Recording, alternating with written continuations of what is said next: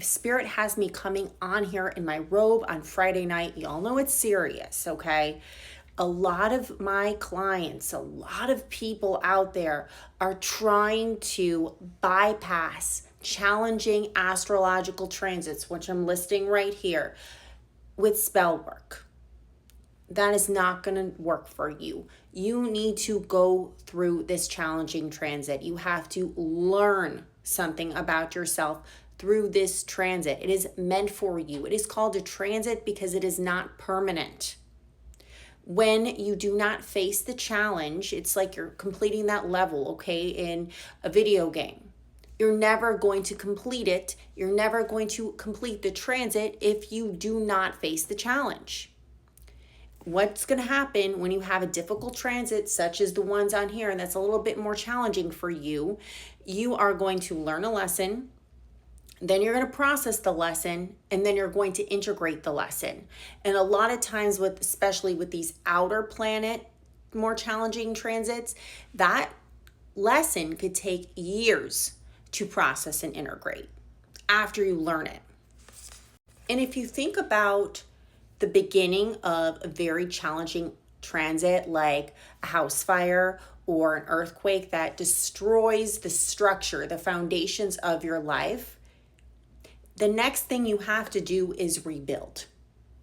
And some people want to go back to the way it was before that transit happened.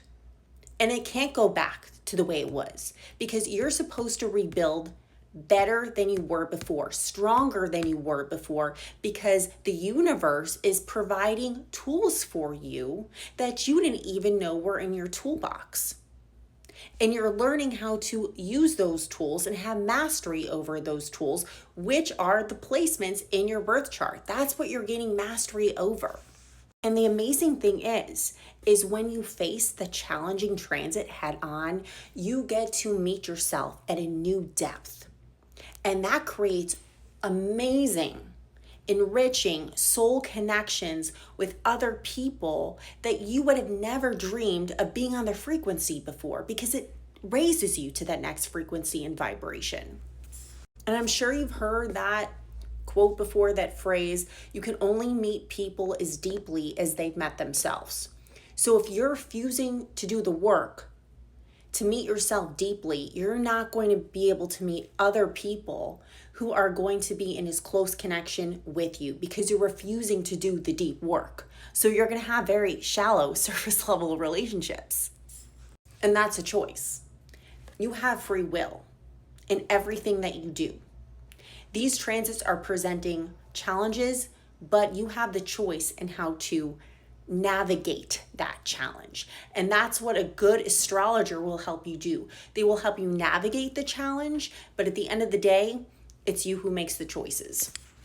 And if you're willing to love yourself deeply enough to face this challenge instead of trying to bypass it with spell work, with just pretending it's not happening, with trying to go back to the way it was before, you're not going to be able to love yourself, which you're not going to be able to also have in turn deeply loving relationships with others.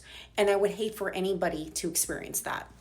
So if you're going through one of these difficult transits right now, and I listed some of the ages next to them, you can hit me up for a reading. I would love to meet you. I would love to help you navigate some of these challenges.